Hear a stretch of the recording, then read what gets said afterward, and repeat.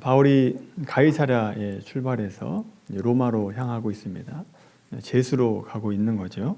5절 말씀 보시면 아드라무테노 배가 루기아 무라에 도착을 합니다. 그리고 바울 일행이 아드라무테노 배에서 알렉산드리아 배로 옮겨 타게 되는데, 지도를 한번 보여주세요. 지도를 보시면 알렉산드리아가 어디냐, 저 아래쪽에 하단 쪽에 빨간 점, 글씨는 안 보이지만 빨간 점 있는 데가 알렉산드리아라고 하는 곳입니다. 이집트 항구예요.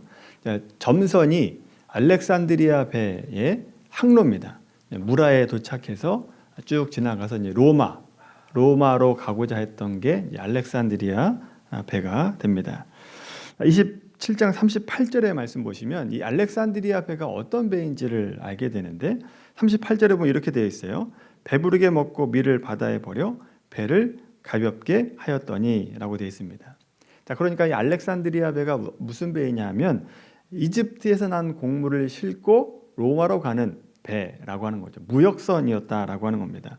무역선이기 때문에 그 크기가 제법 컸던 배였습니다. 자, 이렇게 바울 일행이 무라라고 하는 곳에서 도착해서 알렉산드리아 배로 갈아타게 됐다라고 하는 거죠. 그리고 로마로 출발을 하게 돼요. 자, 지도를 이제 보시면서 7절과 8절 말씀을 보면 좀 여정을 좀 이해하기가 좀 쉽습니다. 자, 무라를 출발을 해요. 그리고 니도라고 하는 바다 앞까지 이르렀습니다. 그런데 풍세가 여의치 않아요. 맞바람을 맞다 보니까 어려움을 겪게 되죠. 그래서 저 아래쪽에 보면 섬이 있잖아요. 살모네 섬, 그레데 섬이 있는데, 그레데 섬과 살모네 섬 사이, 그레데 섬을 바람을 막는 도구로 사용해서 그 사이를 지나갔다라고 하는 것을 말하고 있어요. 자, 그리고 나서 도착한 곳이 그레데 섬의 미항, 아름다운 항이라고 한 뜻의 미항에 도착을 하게 된 겁니다. 자, 이곳에서 바울이 무리에서 우리가 항해하지 말고 미항에서 좀 더 머물자, 이렇게 얘기를 했던 거예요. 그런데 이 백부장 율리오가 선장과 선주의 말을 더 듣고 그레데 섬에서 좀 서쪽으로 좀만 더 가면 베닉스라고 하는 곳이 있는데 우리가 거기 가서 쉬자, 거기 가서 좀 정박하자라고 하는 얘기를 듣고 백부장 율리오가 미항에서 출발해서 베닉스로 갔다라고 하는 겁니다. 자, 그렇게 미항을 출발해서 베닉스로 가다가 유라굴로라고 하는 광풍을 만나게 되고, 그 일로 인해서 2주 동안 14일 동안을 강풍에 휩싸여서 어려움을 경험하게 됐다라고 하는 겁니다. 이 유라굴로라고 하는 말은 동풍을 뜻하는 헬라어 유로스, 그리고 북풍을 뜻하는 라틴어 아킬라가 합성된 단어입니다. 그래서 유라굴로라고 하는 것은 동풍과 북풍이 함께 만들어진 광풍이라고 하는 뜻이죠. 자, 지도를 이제 내려주십시오. 자, 이 광풍에서 죽을 뻔하다가 겨우 살아남았다라고 하는 것이 오늘 본문의 전체적인 내용이에요. 여러분, 이 배의 모습을 한번 생각해 보십시오. 이 배 안의 모습, 그 안에는 다양한 사람들이 타고 있죠. 이 실려져 있는 이 곡물을 로마에 가서 팔아서 큰 돈을 얻고자 했던 상인들이 있을 것이고, 또 제수를 데리고 가는 로마 군인들은 이 일을 잘 처리해서 내가 로마에 가서 업적을 좀 쌓고 진급에 좀 도움을 되는 일을 하겠다라고 하는 마음을 가지고 로마로 향하고 있는 겁니다. 꿈과 희망을 가지고 가고 있는 거죠. 자, 그런데 이들과 상반된 사람이 한 사람이 있습니다. 저 한 구석에 모퉁이에 앉아있는 죄수 사도 바울이 그 배 안에 있었다라고 하는 겁니다. 쇠사슬에 묶여 있어요. 그리고 미래가 암담해 보입니다. 누가 봐도 미래가 보이지 않는 사람이죠. 로마에 도착하면 맹수의 밥이 되거나 또 검투사들의 놀이개가 되어서 죽을 수밖에 없는 그런 죄수 한 사람이 로마 사도 바울이었다라고 하는 거죠. 여러분, 배 안에 바울의 모습을 잘 보시면 늘 그런 것은 아닙니다만 이 세상을 살아가는 저와 여러분의 삶의 모습과 같지 않습니까? 이 세상이라고 하는 모습, 세상 사람들이 살아가는 그들 속에 우리 그리스도인들의 삶이 그 안에 들어가 있습니다. 그리스도인들은 세상의 성공 방식과 다른 삶을 살고 있기 때문에 바울처럼 초라하게 보이기도 하고 또 어떤 사람들이 볼 때는 실패한 자의 모습으로 보일 때가 있다라고 하는 거죠. 근데 여러분, 이 모든 상황이 역전이 돼요. 언제 역전이 되느냐? 거대한 풍랑을 만났을 때 이 모든 상황이 역전되는 것을 오늘 본문에서 보게 되죠. 여러분, 여기서 우리가 중요한 사실 한 가지를 우리가 볼 수 있는데 그것이 무엇인가 하면 하나님의 사람 사도 바울, 그리스도인들 포함한 사도 바울 역시 풍랑을 만나고 죽음의 위기를 처한다라고 하는 겁니다. 하나님의 사명을 감당하는 자라고 풍랑이 피해가지 않습니다. 그 풍랑 안에 사도 바울이 함께 갇혀 있다라고 하는 거죠. 우리에게도 풍랑이 옵니다. 풍랑이 피해가지 않아요? 어려움이 오죠. 우리가 본문과 같이 세상에서 풍랑을 만나면 하나님께 이렇게 질문합니다. 왜 하나님, 왜 접니까? 왜 나에게 이런 일이 찾아오게 만드십니까?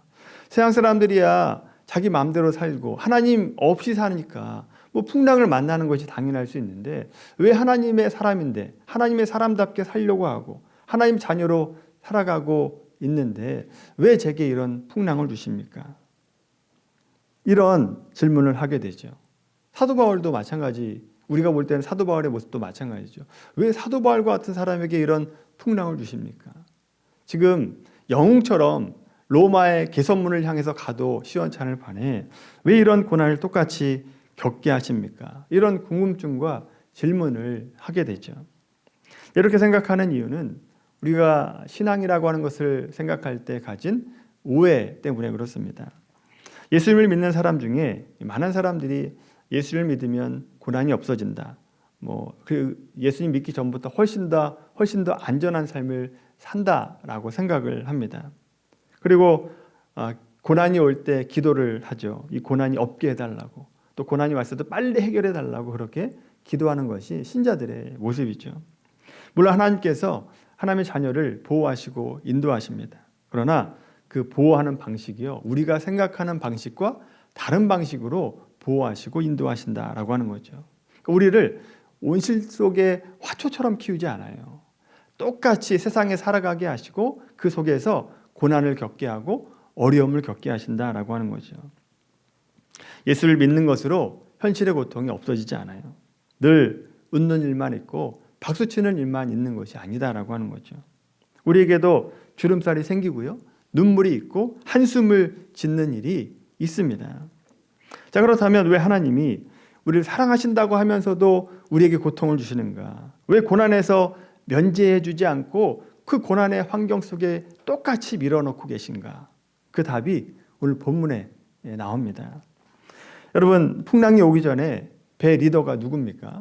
이 배 리더, 선장, 선주, 또 한 명을 얘기하자면 백부장 율리오가 리더가 됩니다. 중간에 율리오가 바울에게 호의를 베풀어요. 27장 3절 말씀 보시면 바울을 친절히 대하여 친구들에게 가서 대접받기를 허락하는 것을 보게 됩니다. 근데 이런 호의를 베풀었다고 해서 사도 바울의 리더십을 인정한 게 아닙니다. 그냥 억울하게 죄수로 가고 있는 그냥 죄수 한 명으로 보고 있는 거죠. 따라서 배 안의 중요한 결정은 누가 하느냐? 선장과 선주가 합니다. 그리고 최종 결정을 아마 백부장 율리오가 했던 것 같아요. 어쩌면 당연한 것이 세상의 눈으로 볼 때 사도 바울은 항해 전문가가 아닙니다. 뱃사람이 아니었죠. 그렇다고 높은 권력을 가졌냐? 그것도 아니었습니다. 그러니 당연히 사도 바울의 말을 무시하죠. 선장과 선주의 말을 우선하는 것을 보게 됩니다. 그래서 10절 말씀 보시면 바울이 이번 항해는 큰 위험이 따를 것입니다 라고 얘기하는데 백부장은 11절에 보시면 그 말을 무시하고 선장과 선주의 말을 바울의 말보다 더 믿었더라 라고 얘기합니다. 결국 항해를 강행을 하게 되죠. 그러다가 유라굴로 광풍을 만나게 되고 목숨이 위태로운 지경에 이르게 되는 거죠. 여러분, 이렇게 모든 희망이 사라진 이 절망의 순간, 광풍에서 휩싸이는 그런 상황, 그 상황을 통해서 바울의 리더십이 바뀌게 돼요. 리더십이 역전이 됩니다.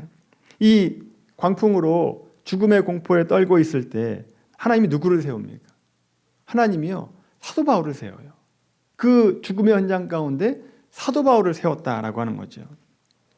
여러분, 하나님께서 예수를 믿는 자나 그리고 믿지 않는 자에게 동일하게 광풍을 주시는 이유가 여기에 있습니다. 여기에 있어요. 누구를 세우자? 하나님을 믿는 자를 세우려고 모든 사람에게 광풍을 주신다라고 하는 거죠. 배가 흔들릴 때, 인생이 흔들릴 때, 삶의 기초가 흔들릴 때 그 자리에 하나님은 신자를 세우신다고요. 사도 바울과 같은 사람을 세우십니다. 여러분, 우리가 흔들리는 세상 속에서 흔들리지 않는 반석이 여기 있습니다. 그 반석이 바로 예수 그리스도십니다 라고 하는 것을 외칠 그 한 사람을 세우기 위해서 광풍 가운데 몰아넣으신다고요. 누가 진짜고 누구를 붙잡아야 살 수 있는가 라고 하는 것을 삶으로 증명해낼 사람, 그 사람을 하나님께서 세우십니다. 여러분, 풍랑 속에 있던 바울이 뭐라고 외치는가? 오늘 보면 23절, 24절 말씀 보십시오. 23절, 24절 같이 읽겠습니다. 시작. 내가 속한 바 곧 내가 섬기는 하나님의 사자가 어젯밤에 내 곁에 서서 말하되 바울아 두려워 말라. 내가 가이사 앞에 서야 하겠고 또 하나님께서 너와 함께 항해하는 자를 다 내게 주셨다 하였으니. 아멘. 여러분, 이 말을 하라고 바울에게 광풍을 주신 겁니다. 광풍 속에 함께 있게 하셨다라고 하는 거죠. 이제 30절 말씀 보세요. 30절을 보시면 바울의 영향력이 얼마 정도였는지를 가늠할 수 있는 사건이 나와요. 풍랑이 계속됩니다. 근데 선원들이 자기만 살려고 거룻배를 내리고 도망치려고 했다라고 한 사건이 나와요. 30절부터 32절입니다. 같이 읽겠습니다. 시작. 타공들이 도망하고자 하여 유문에서 닷을 내려놓지 하고 거룻배를 바다에 내려놓거늘 바울이 백부장과 군인들에게 이르되 이 사람들이 배에 있지 아니하면 너희가 구원을 얻지 못하리라 하니 이에 군인들이 거룻줄을 끊어 떼어 버리니라. 아멘. 여러분, 거룻배는요 큰 배와 육지 사이를 오가는 배예요. 그러니까 사람이나 짐을 싣고 왔다 갔다 하는 배라고 하는 거죠. 항구가 아닌 곳에서 거룻배가 없으면 육지에 가기가 어렵습니다. 그런데 주저없이 군사들이 거룻배를 끊어버려요. 버려버립니다. 육지에 나갈 수 있는 유일한 길을 없애버린 겁니다. 누구 말을 들었습니까? 누구 말을 듣고요? 사도 바울의 말을 듣고 끊어버린 거예요. 죄수의 말을 듣고 끊었다고요. 풍랑이 있기 전에는 거들떠 보지 않았던 사람들이 풍랑이 있고 나서부터 사도 바울의 말이 권위가 생기게 됩니다. 영향력이 생겼다라고 하는 거죠. 뭐 때문에 그렇습니까? 중간에 뭐가 있었다고요? 풍랑이 있었다고요. 풍랑이 사람들의 길을 열게 했던 겁니다. 그래서 세상의 지혜가 아니라 하나님의 지혜를 따라야 되는구나, 하나님의 사람을 따라야 되는구나 라고 하는 것을 깨닫게 됐다라고 하는 거죠. 결국 가장 비참했던 사도 바울이 그 배에 탄 모든 사람의 생명을 책임지는 역할을 합니다. 그 배에 몇 명이 탑니까? 276명이 타 있습니다. 276명이 사도 바울 한 사람 때문에 살아나게 되는 은혜가 있게 됐다라고 하는 거죠. 여러분, 처음 배를 타고 출발을 할 때 세상이 바울을 싣고 가는 것 같아 보이죠. 아무것도 보이지 않는 모습으로 그 배에 사도 바울이 있습니다. 그런데 실상은 하나님께서 바울을 통해서 세상을 구원하고 그 배에 있는 모든 사람들을 구원해내는 은혜가 있게 하셨다라고 하는 거죠. 여러분, 이것이 바로 세상 속에서 그리스도인들의 모습이어야 됩니다. 여러분, 그리스도인의 사명은요, 광풍 속에서 힘겨워하는 사람들, 홍수에 떠내려가는 인생들, 죽음과 사망의 그늘에서 신음하는 자들, 그들을 구원하는 것이 우리의 사명입니다. 그들을 구원하려면 어떻게 해야 돼요? 나 혼자 안전한 곳에 있으면 안 되죠. 나 혼자 아무 일도 없는 진공과 같은 그런 그 상황 속에 있으면 구원해낼 수가 없다고요. 우리도 똑같이 그 광풍 안에 들어가야 되는 거죠. 예수님께서 말씀하시잖아요. 너희는 가서라고 얘기합니다. 너희는 가서 모든 족속으로 제자를 삼아. 가야만 제자를 삼을 수 있다는 겁니다. 함께 해야만 삼을 수 있다라고 하는 거죠. 광풍이 몰아치고 난파하기 직전에 사람들에게 희망을 또 꿈을 전달해 주는 것, 그것이 바로 우리의 사명입니다. 그들에게 소망이 무엇인지, 흔들리는 이 세상 속에서 흔들리지 않는 반석이 누구인지 생명줄을 그들에게 건져내는 역할을 해야 되는 것이죠. 그것이 우리 신자의 사명이고 신자만 알 수 있는 특권이에요. 유일한 특권. 따라서 우리 신자들은요, 세상 속에서 바울과 같이 폭풍을 두려워할 필요가 없습니다. 폭풍을 두려워하지 말아야 돼요. 겉으로 보기에는 세상 사람들과 똑같이 폭풍 속에서 고난을 당하는 것 같고 어려움을 당하는 것 같지만 실패자의 모습이지만 우리의 진가는요, 폭풍 속에서 드러나게 됩니다. 폭풍 속에서 영향력을 미치게 된다라고 하는 거죠. 여러분, 예수님이 마태복음 13장에서 천국에 대한 비유를 두 가지를 주세요. 한번 찾아볼까요? 마태복음 13장 말씀. 신약성경 21페이지입니다.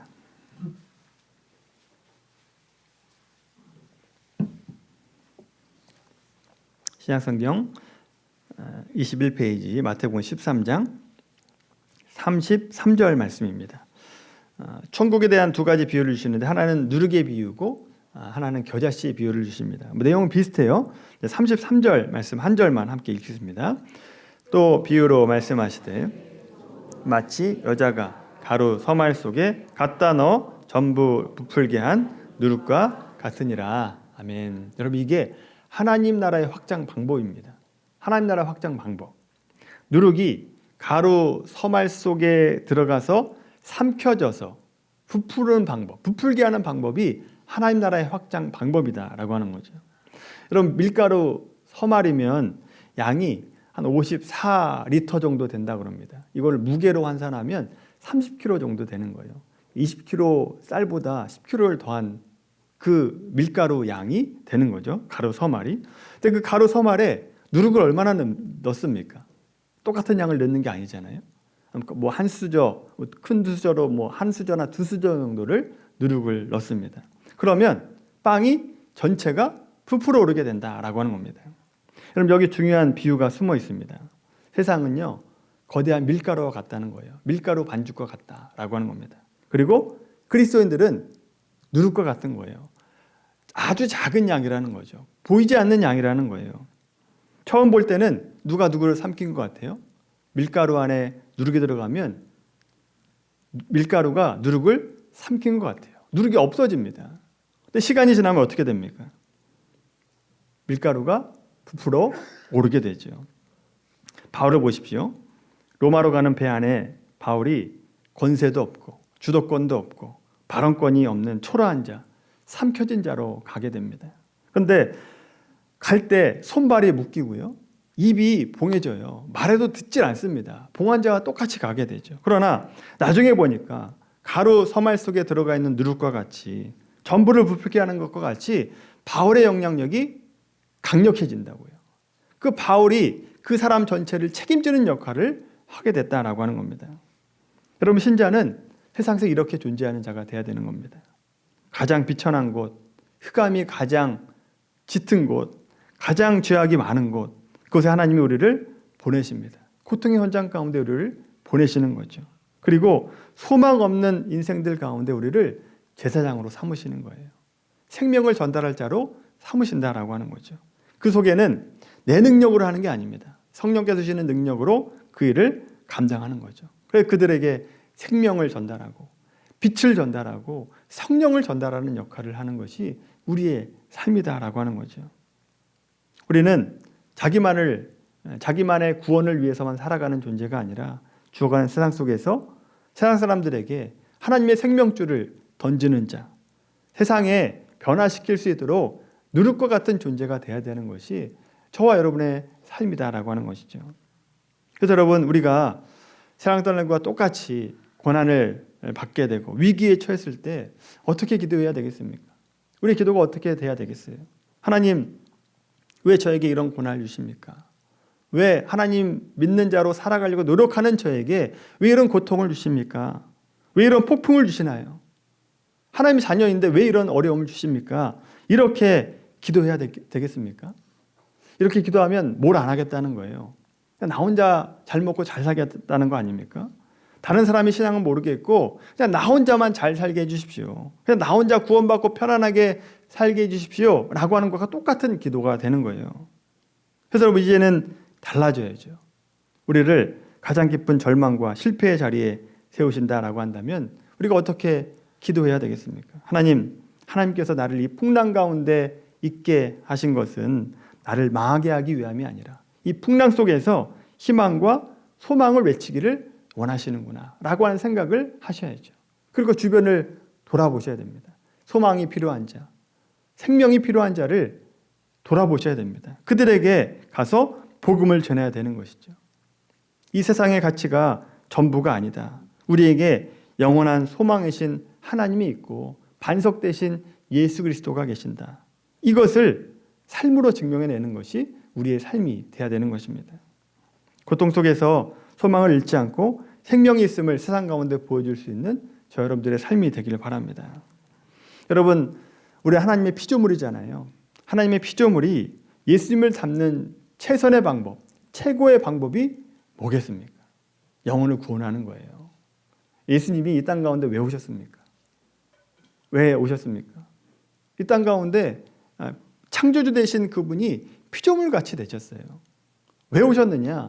피조물인 우리를 구원하기 위해 오셨다라고 하는 거죠. 죄에 빠진 영혼들을 구원하기 위해서 오신 겁니다. 그러니 내 인생으로, 내 삶으로 한 영혼을 구원했다라고 한다면 여러분 그것이 가장 예수님을 닮는 것이죠. 예수님을 기쁘시게 하는 삶이 되는 것이에요. 비록 저 여러분의 인생길에 눈물이 있고 한숨이 있고 포기하고 싶은 순간이 있을지라도 여러분 그 깊은 골짜기 엉덩이 속에서 여러분의 삶을 통해서 한 영혼을 구원하기 원하시는 하나님의 마음을 발견하게 되길 바랍니다.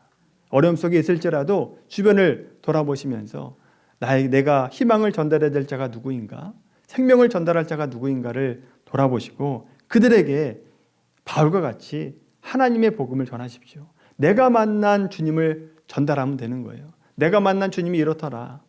그들에게 똑같이 전해주면서 그들에게 생명을 전달하고 소망을 전달하게 될 때 우리가 예수님을 닮게 되고 하나님을 기쁘시게 하는 삶이 되는 것이다 라고 하는 것이죠. 우리 모두가 바울과 같이 그런 삶을 사는 우리 모두가 되기를 주님의 이름으로 간절히 축원합니다.